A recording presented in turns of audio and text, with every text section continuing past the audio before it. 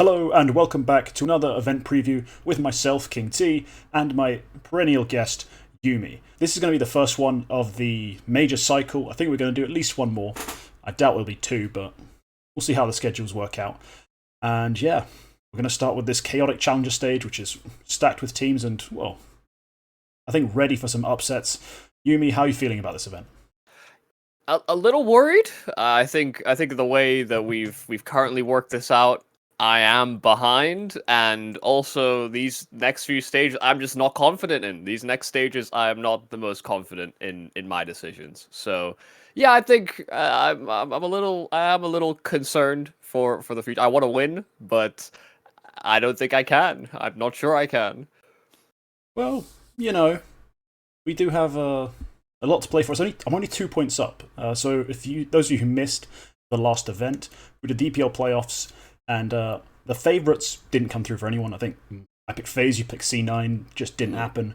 But the underdogs is where I absolutely ran the show. I picked Liquid and Vitality, who both made the grand final, scoring 2 points each, whilst your underdogs, well, fell by the wayside. And Yeah. I made up the gap and then overtook in one fell swoop. So maybe you can do the same thing in this one. My two Fs, they fucked it. Who'd have thought? Who'd have thought the Eths wouldn't have made it? But no, yeah, it's you're looking for different things though now. It's a different event. You've picked neither one of these teams. I have picked one of those. I've taken that Furia pick as a favourite. We're going to hop straight into it fluidly. Sure. I've taken Furia to just go straight through. Look, its home field advantage is sometimes overblown, but I feel like in Brazil, the Brazilian teams, it's different. Like most teams on home soil, it doesn't feel that different. I think with Brazil it does. I think it holds so much weight. Now this could drag them down, but I feel for most of them it's going to lift them up. So Furia, this is way too soon to be counting them out. I'm taking those favourites to go through. Yeah, only 1 point on the line for this. But if they go 0-3, of course, favourites will lose you a point. An interesting little wrinkle I've thrown into the rules because, again, events change formats every single time we do it, so we're going to keep changing things up too. Yumi, what are your thoughts on Furia?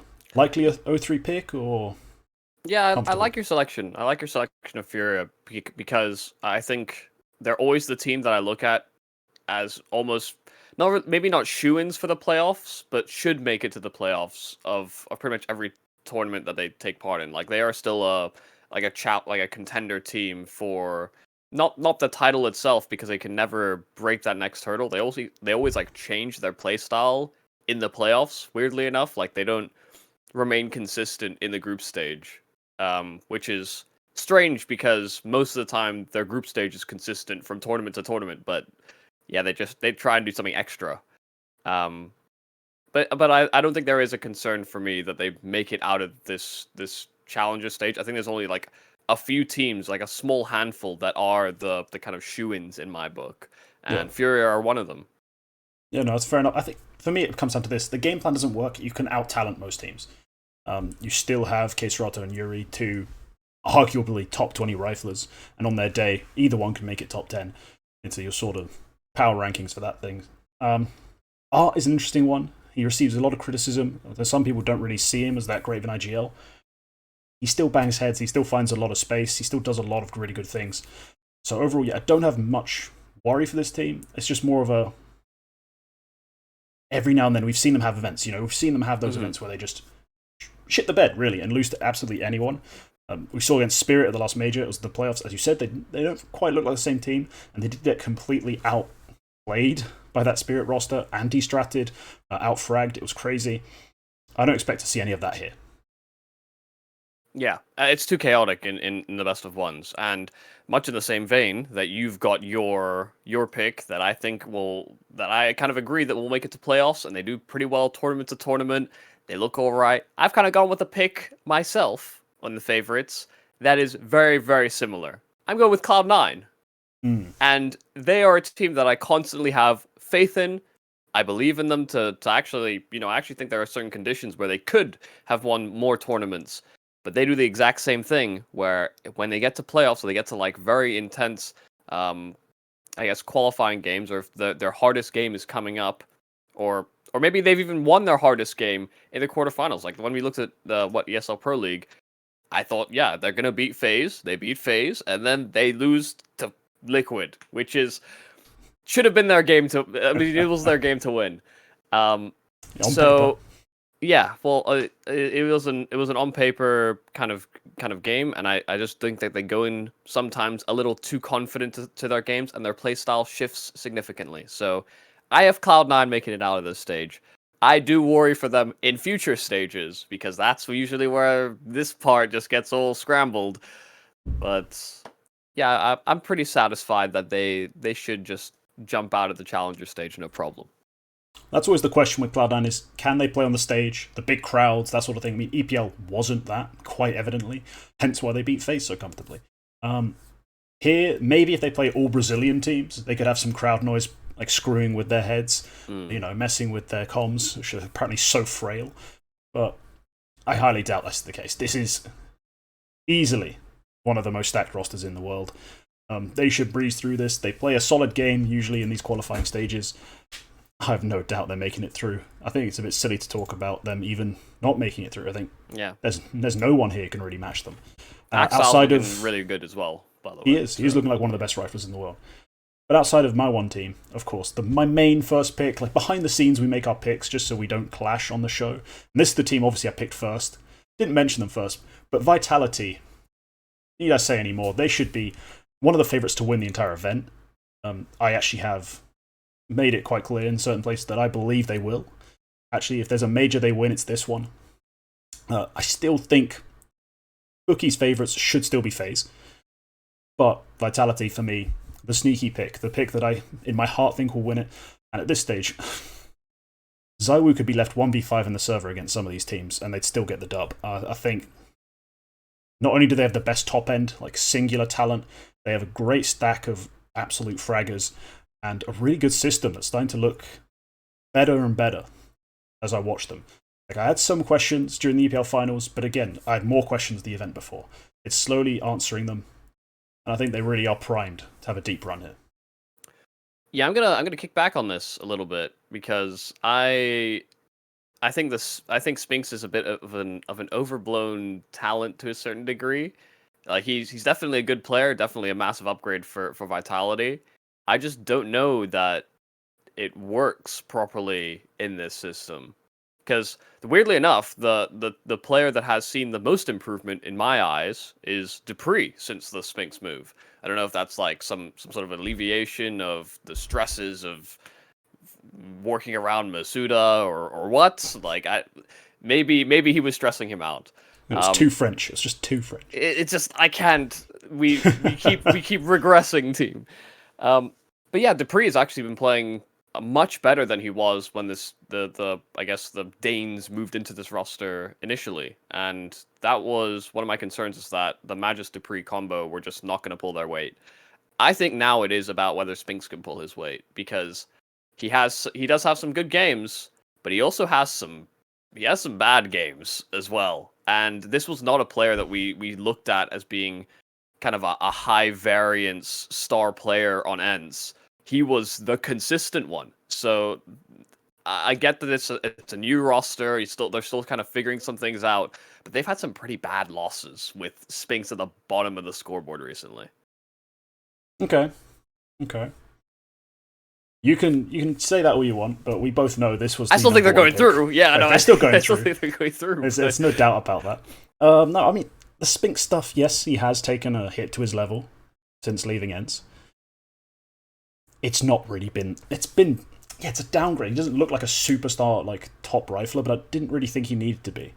I thought he needed to be consistent, unlike Masuta, and have maps where he is an amazing rifler, which has been pretty much it. Like, sure, he's had some really bad off maps, but the fact that dupreeh's look better, Magisk, I've noticed, like, has taken another step up as well.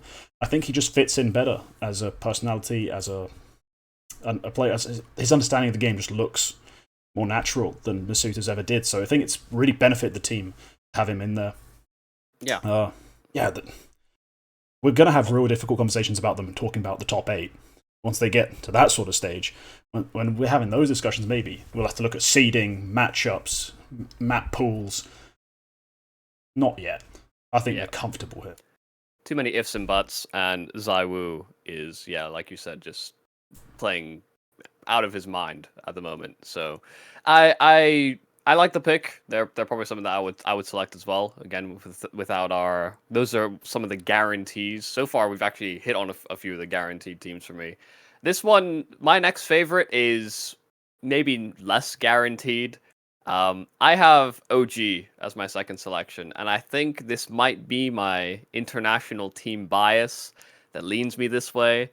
But I did also pick them before in the Blastful groups, and I thought they looked good.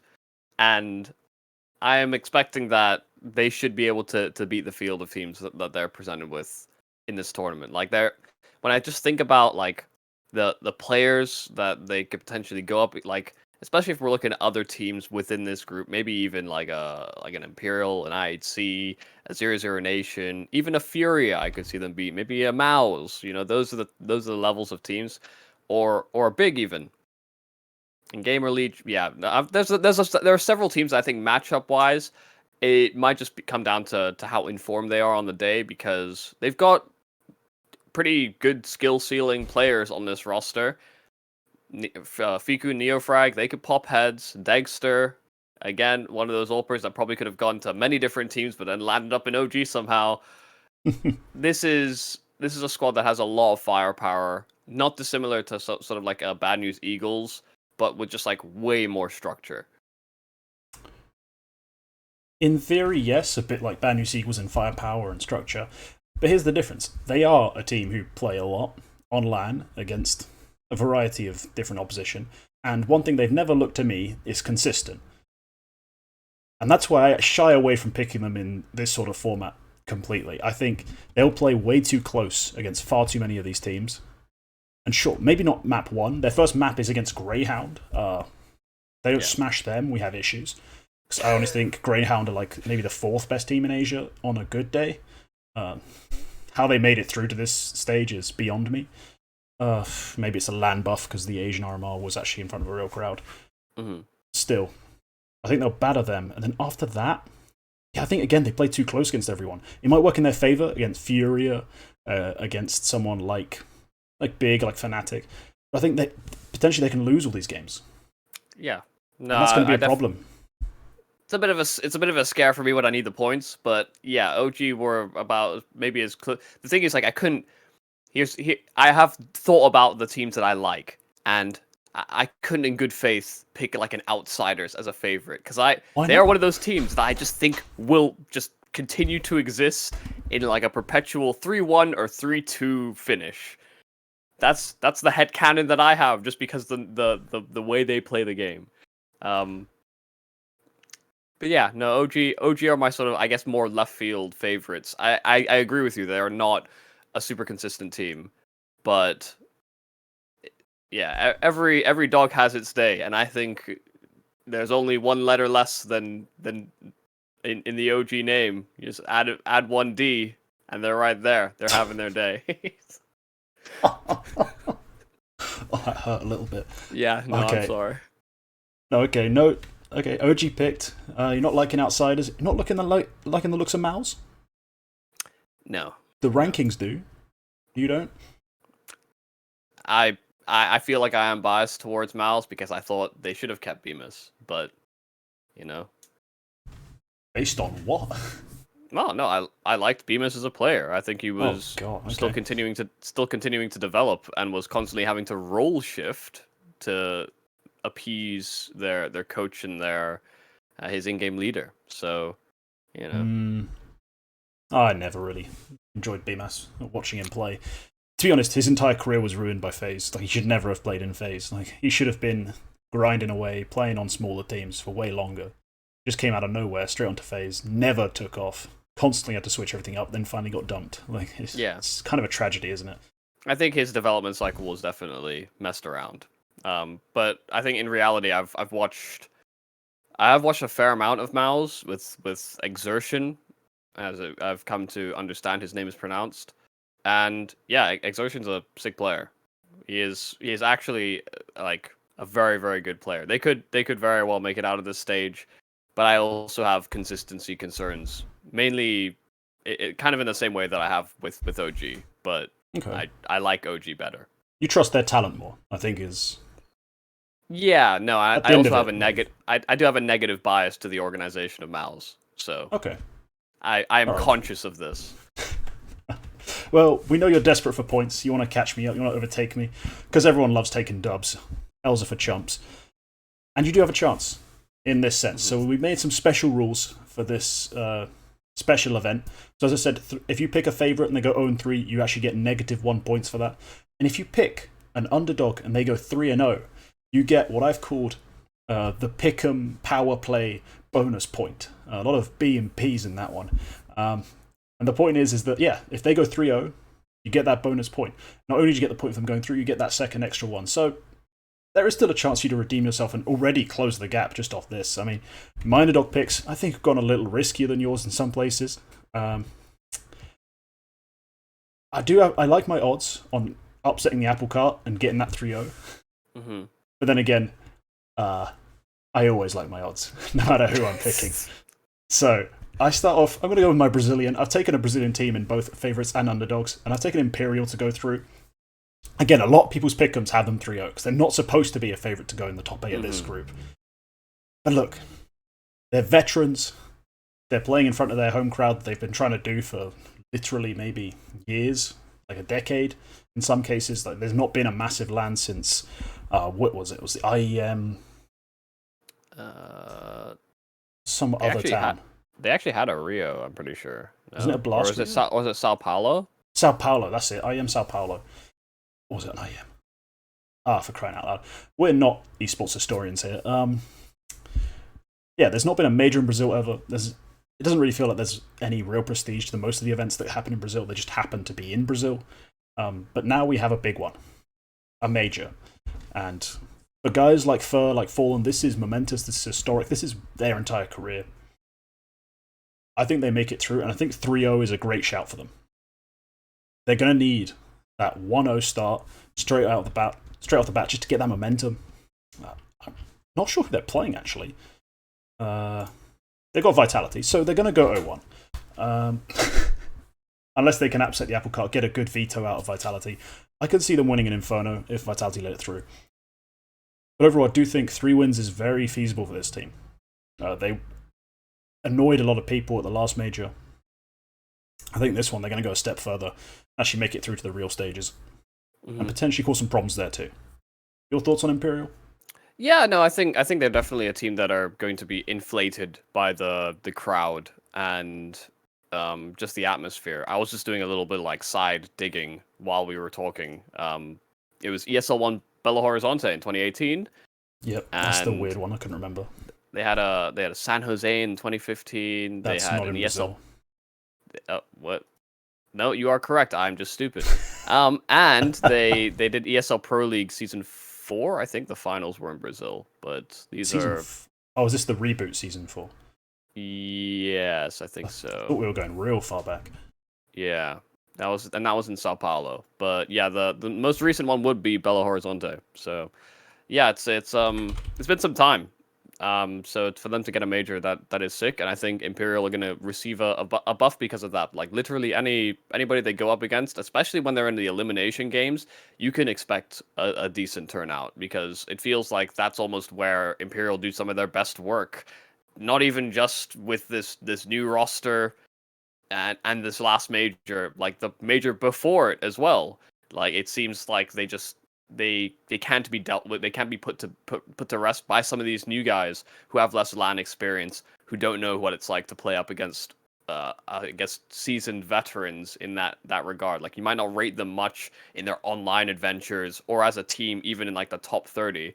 But when it comes to facing anybody in the top 30, they can just upset your team because they're not prepared for what's coming to them. So yeah, I respect the Imperial pick. It would just also narratively be sick if they made it to the Legend stage or made it into even like the Champion stage, even if not for very long.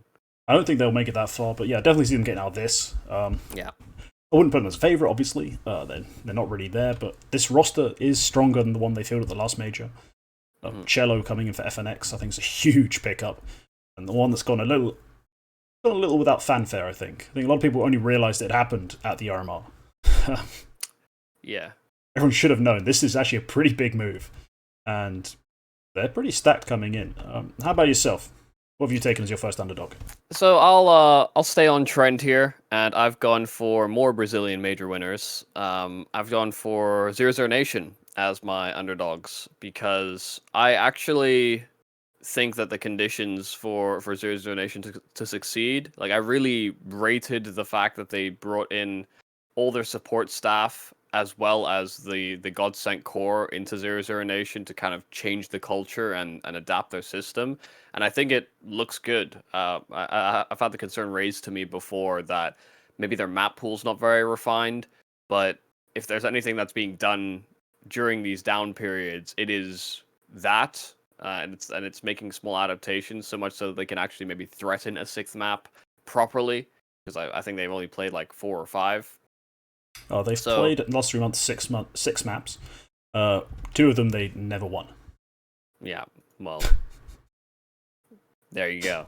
And it's not it doesn't look great from that regard, but I also think that they've got more of the young and up and coming talent within Brazil, like culminated in this roster. I really like Dumao as a player. I think he's absolutely disgusting. I think Cold Zero as well looks a lot better now that they've sort of stabilized and have an in-game leader and a structure to come alongside it. And I Yeah. always thought that Zero Zero Nation mishandled Try as an AWPer. So those reasons, I think the Zero Zero Nation roster have more than enough firepower and have now the additional structure that's needed for them to succeed out of this stage. Yeah, okay. Honestly, the more I thought about it, the more I liked the pick. Then I remembered one thing.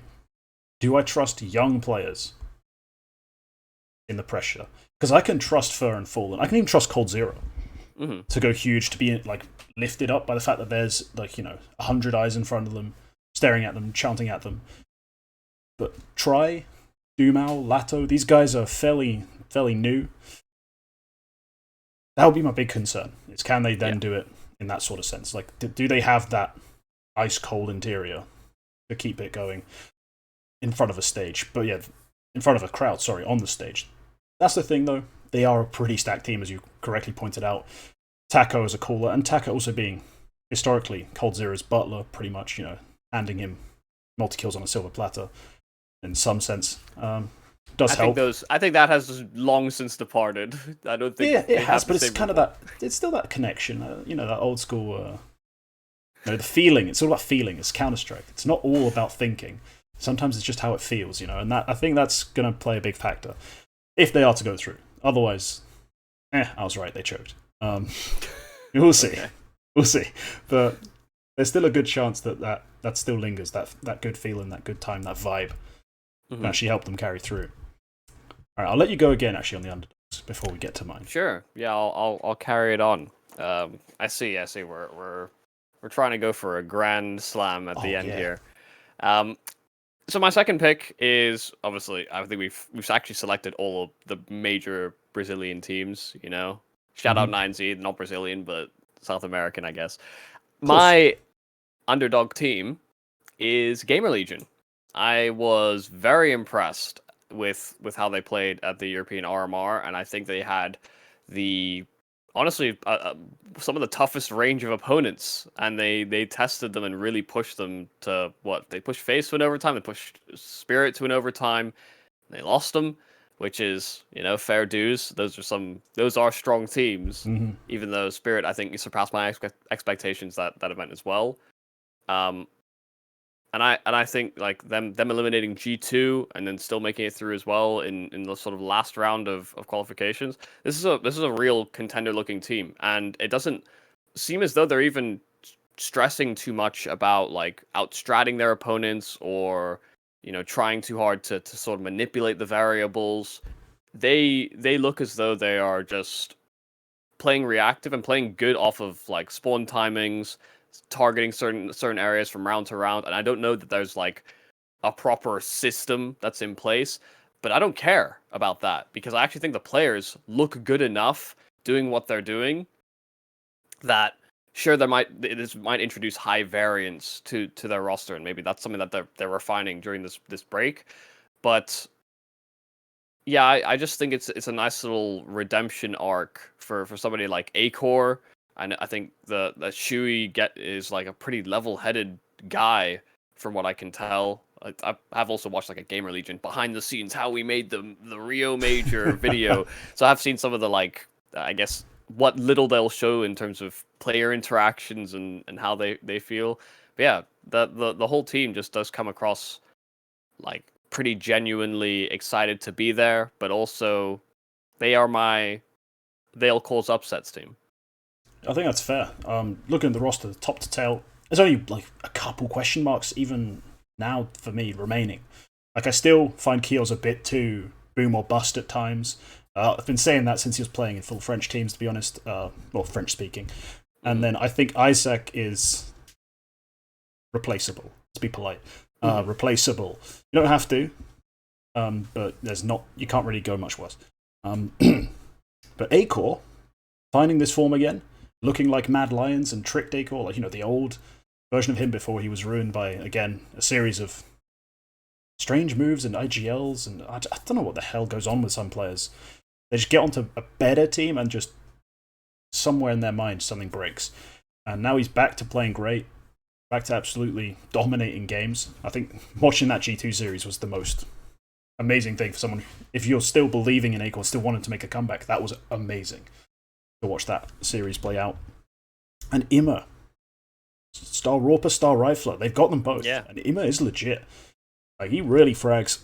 He has been for a long time. Anyone who's followed him, his slow rise in Tier 2, when he first got signed to Gamer Legion, we knew he was a fragger. Apparently, he can do it in a Tier 1 game as well. Haven't seen him in front of the crowds yet, but at least on LAN, he's looking good. So yeah. I rate Sui as a caller. Overall, this is a good team to pick. This is a really solid roster. Yeah, go for it. Can I just add one final thing? Is that I always have this like headcanon narrative that Acor joined MOUZ. Like first off, he looked good in Mad Lions. People were like, oh, let's pick him up. He joins MOUZ. That's supposed to be his big break. He joins with Karrigan as the in-game leader. And then, like a month later, Karrigan leaves to go join FaZe. And so he's kind of brought in under false pretenses that he thinks he's going to be working with Karrigan. They're going to have to buy into the Australian Dexter system, which I don't think many of the people on that roster did. I don't think Robs did. I don't think Acor did. I think it took a while for Frozen to get there as well. So all I'm saying is this guy, I think always had the talent, but was effectively pushed into different rosters under false pretenses. That's how roster moves can be sometimes. It's not part of your contract that somebody else stays on your behalf. So they have the freedom of will to trade their players, and I think MOUZ kind of jeopardized their own ship after making a recent roster move. So yeah, I mean, I still think he looked beyond bad though. He could have just ignored. He could have just ignored the system and played his own game and probably done better. That's 100%. Maybe where I'm at, but there's an element of mental collapse in there. But no, yeah, it's great to see this team playing so well. And yeah, MOUZ I think are going to be kicking themselves soon, having not kept Sui. Choosing to go all in on Dexter, I think it's going to turn out real soon that they had, 4 of their 5 in their starting lineup should have been straight from the academy. It's going to actually be so ridiculous. I can't even imagine recruiting that well for your academy and just cocking everything else up. Must feel so rough. So now we get onto the final pick. I think the most important pick. It's my second underdog. Now I joked about, this 3-0 pick. That bonus point. It's going to take a lot.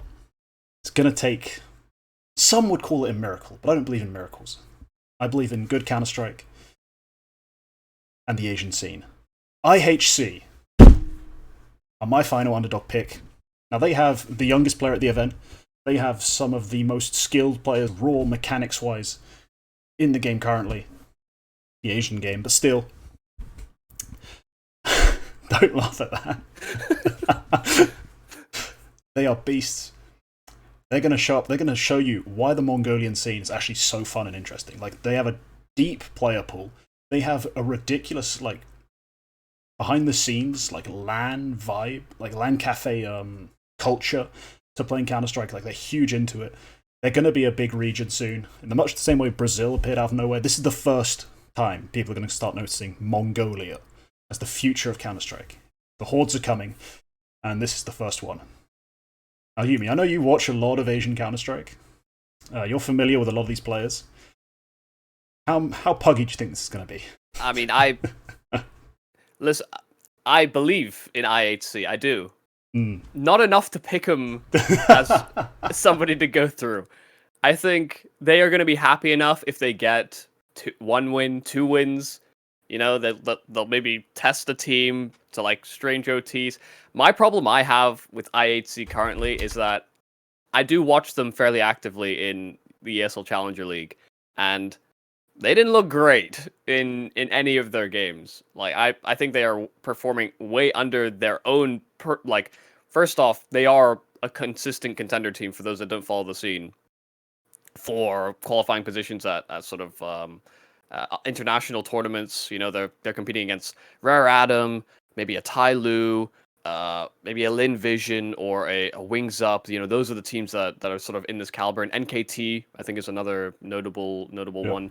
But because they don't fall under like the Chinese qualifiers, they're in the rest of Asia, and they look good. You know, that's why people have been paying attention to the Mongolian scene for a little while.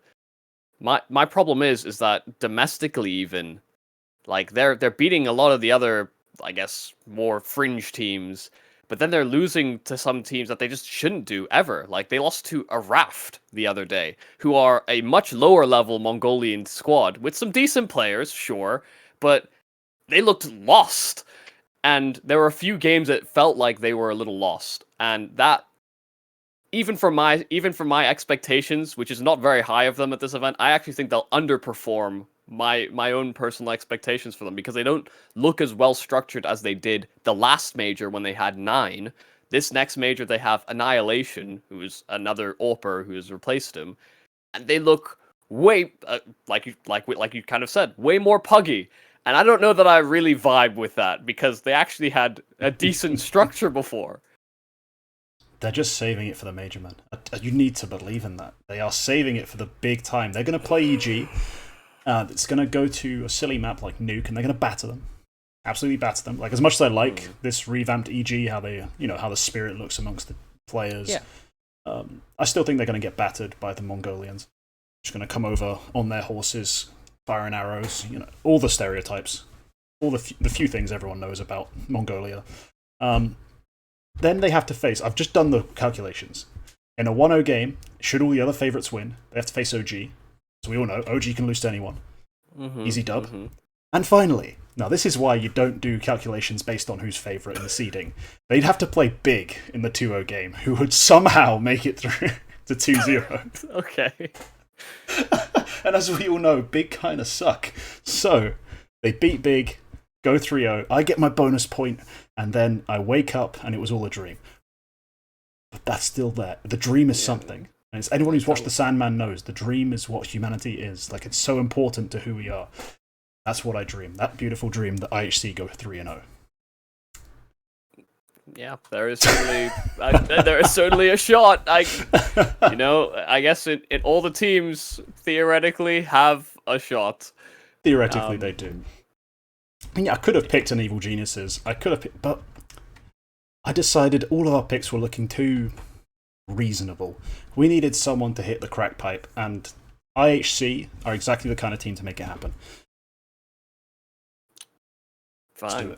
I mean, my fringe, my left field pick was the OG favorites one, but yeah, no, I guess it is a bit milquetoast. So you got to go further left, man.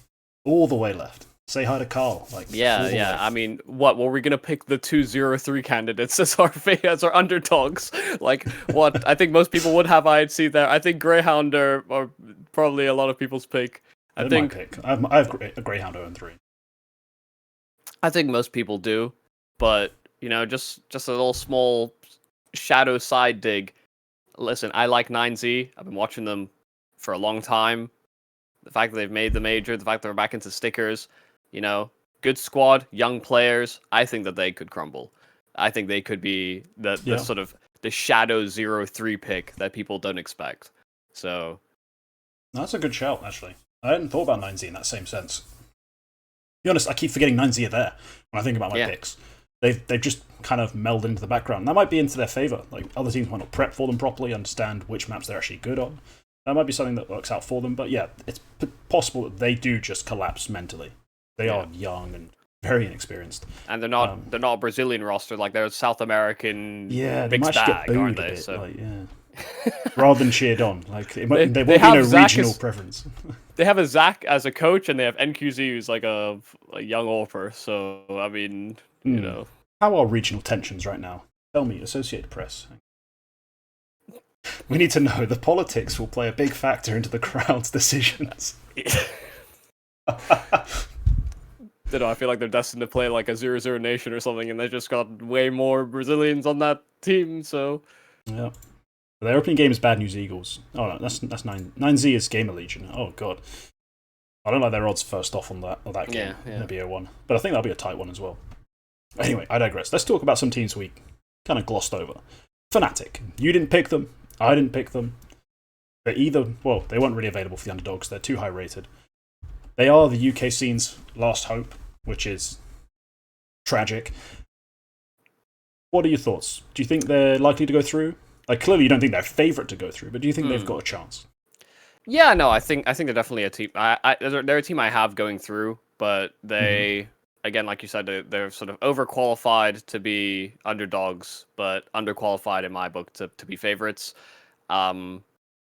Yeah, I just think this team has enough firepower, and funnily enough, I think I was on a discussion recently with, I think, NATO, that was talking about how, and this kind of confirms my own personal theory, but they have a system in place effectively where they can just be in pairings or in cores as much as they have. You know, they have Messi and Crims from Fnatic that have been working together for a decent amount of time now, and Nikodos and Roy can also work around one another, and then you just kind of have Fasher kind of floating in the middle to support wherever. This team has good firepower. They are, I don't think, looking like super illustrious executes gameplay. They very much have like explosive Roy and Fasher that can open up T sides, and they do look pretty damn dynamic in that sense, because Roy can work a certain part of the map for 10 rounds in a row, but then you have to worry about how Fasher is working a different area of the map in much the same way. So there's a little role conflict there to some degree, but you know, 2 prongs to the assault I don't think is a bad thing.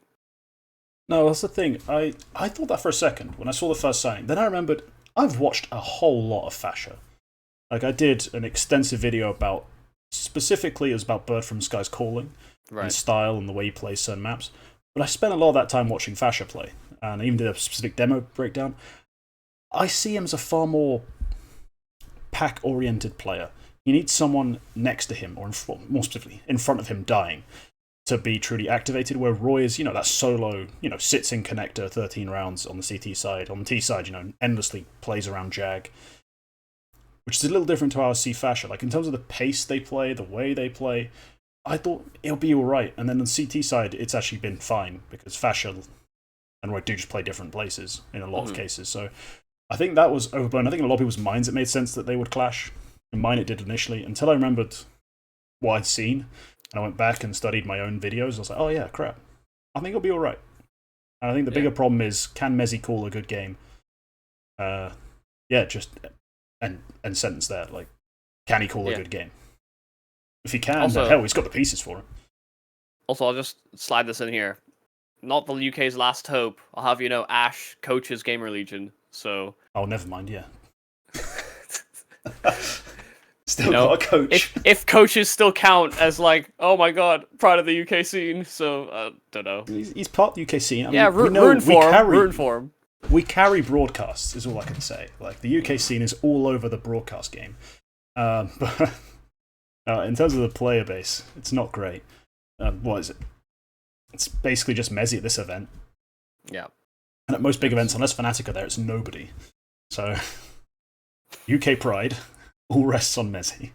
Endpoint will make ESL Pro League. They do pretty consistently these days, That's true. They are one of those teams who just... They're now 2 UK, 2 Israeli, and Polish, I think. Well, they got MHO on the AWP, right? Yeah, yeah. And then still Surreal and Mighty Max, right? Yeah, and now they've got Heavy God and Nerds. Yeah. Heavy God. What's the heavy god? Heavy God. He better be the chonkiest man. Like, he needs to be either uber strong or just pure diabetes. Otherwise, I don't get the name. Like, Heavy God. I think it's kind of cool. It's so like, I don't know, random name generator in my eyes that I think it's awesome. Oh, he's got a Ukrainian name. His name's Nikita Martinenko. Bro, this man is confusing me. I need to see a picture. But no, I've not really seen much of him that's impressed me, honestly, watching Endpoint. Like, so far, I'm a bit miffed on the signing. To be honest, he didn't seem like that good for a full-time replacement. But they just pushed it because Gary stepped down. Anyway, we're getting sidetracked, aren't we? So we are getting a little sidetracked. We should get back to the RMR. So, this RMR, what have we got left to talk about? We talked about Fnatic a bit because we kind of have to. Like, they're there. They're supposed to be a favorite. We kind of brushed over Big, but do you have any real faith in this roster making it out? They're playing with the stand-in of Sin still. Has it looked like it's going to work? Yeah, I just think they're just an okay team. Like, I see them kind of bottling it in like a 2 and 3. Yeah. Like they will be good enough to at least show that they're a good enough squad. Like, it's one of those things where it does feel just a little sad that they are working with stand-ins and having to kind of sort issues like that. And Sin is great, but even by their own admission, they were like, "Wow, we were surprised that Sin was good." They not watched their own academy? Like, no, I know, but that seems to be like the little divorce from how I mean, you can watch an academy team, but he might not work with how you play. You know? Well, especially if you're just slotting him into a role, it might be completely different to what he's used to. Like, it takes some adjusting, and you don't really want to focus that much time into like changing things up for a stand-in, do you? But I think even if they had Favin, I would still be hesitant to confirm them all the way through. They've always been one of those teams that, to me, just is so hot and cold, unfortunately, especially when it comes to LAN performances. So, yeah. I see what you mean, but I would with Favin have them going through. I'd be pretty comfortable saying that. Now, though, I'm not. I, in fact, probably don't have them going through. And the team I actually kind of want to talk about more. It's the team who have proved that if your IGL gives a shit, you play better, and that's Evil Geniuses. Like, do you like the look of them for this? Do you like them to have a good run here? I'm kind of rooting for them just because of the perspective of they made a roster move that literally nobody anticipated, and they went completely left field with it. You know, they pick up Neelan, who I don't think many people knew how good his English was, but he's done interviews and it's fluent. Like, it actually sounds good. And I mean, you need to be fluent to organize a North American squad, I imagine. But then also Hexed as well. You know, people were being like, "Oh, well, is that why we signed all the Evil Genius white and black or whatever they're called these days? Party Astronauts CD." They got silly names. Like, they should have gone red, white, blue, but no, they didn't. They messed up the branding in that sense. Yeah, no, they definitely could have. That's actually a good shout. Yeah, no, I just think Neelan was super underrated from that perspective. He also, you know, I think in the North American scene seems to be fragging quite well. I don't think I've seen that replicated properly against European squads yet, but, you know, we've had such a limited sample size. Actually, do we even have a sample size for Evil Geniuses against European squads? I feeling they have. I don't think so. Yeah, they played at Pro League with Neelan. Right, of course. They beat Zone of Fire, Movistar. But that was like what, a few weeks into the new edition. Yeah, it was pretty fresh, but still, it was a nice start. And for me, Neelan, the move is I've watched him play a lot, and I've watched him call, and then I've also watched him just be removed from calling 1 week to the next. So I didn't really think much of him as a caller. I think if you're bringing him in there to be the IGL, you're mostly hoping that firstly he can actually shoot heads. She has done fairly well. Then also that just, again, as I said before, just that he gives a shit.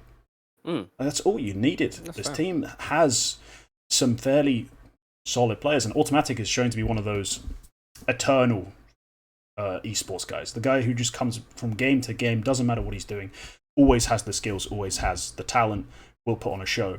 Kind of like how Forrest is always talked about, like he's a secret, like super good StarCraft player. Just no one really knows. Like he's just a gamer. He's just a gamer. Yeah. That's kind of what Automatic seems to be. And KingT, I mean, everyone who follows the terrible NA teams, like, you know, Tier 2 NA is so far below Tier 2 Europe at this point. But if you followed them, like, you kind of knew that KingT was a guy who had some potential, like a lot of skill, explosive as hell. Get him in the right situation, see what happens. And it turns out they've produced a pretty solid lineup. Like, yeah. You still want more from Cirque. You still wish Breezy was more consistent. They're not going to win championships. They are kind of coming back a little bit. But exactly, it's starting to come back. I think it's mostly morale at this point. It's starting to come back. Like, finally, they feel like, hell, we've got something to play for again. It's not just a paycheck and we'll wait it out.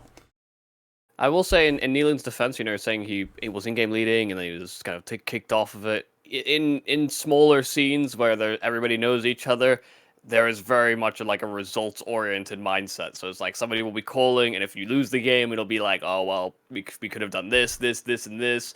Why don't I take over calling for a little bit? Like, we can maybe try this out and see if it fits better. I think our calling will be better. And then they start losing, and it's like, actually, you know what, maybe take it back. It's stressing me out, and I wasn't really ready for it. I just wanted to win. Yeah, I mean, he was returned to IGLing at one point. I think when Adren just got replaced on that K23 roster. They brought in new talent. I mean, yeah, it was a weird one for me when I saw it. I didn't think it was a blockbuster move in terms of the actual IGL leadership, like, ability. I just thought, he can't be worse than Stewie. Like, he surely notices a text from his coach and goes, I will respond to this and engage. You know, basic stuff, you know. Also, when you import a player, I think there is a higher like level of respect you give them because you understand that there's like a massive risk involved, and you're also importing talent specifically to try and address your issues. You know, I feel that's like a weird psychological thing where they're so detached from your everyday to day that your respect for them is almost, especially like initial impressions are going to matter a lot. But if those initial impressions are good, like you understand they're trying to engage with a different perspective here. So I think people give way more leeway. There's actually way more belief in the early stages, and it does, some of it does hinge on actual success. But I think you see the same in sports, that when there's a new up and coming, say, I don't know, say like a Luka Doncic, like when you have a player like that can try and take command, but also is trying to provide a different perspective on how they should be playing team basketball, that is something that people will at least give up some time for. You know, they will commit to it to a certain degree and try and understand it from your perspective. And if it works, it works, and things are looking up and team morale boosts. If it doesn't, you know, they gave it a good old college try and it falls flat. But I think what Neelan has proposed and how this team has looked, I think they have won enough and done enough with it to feel confident moving forward. Yeah, I think they're a sneaky pick that I don't think a lot of people will include just because they'll see Evil Geniuses and go, nah, trash. They got so used to it being true that they're just not going to give them a second thought. I think they're a sneaky one to include, especially if you're dropping big out of that top 8. Consider poking them in there. I mean, I haven't put them in there as a replacement. There are better teams for me. Ooh, I don't know.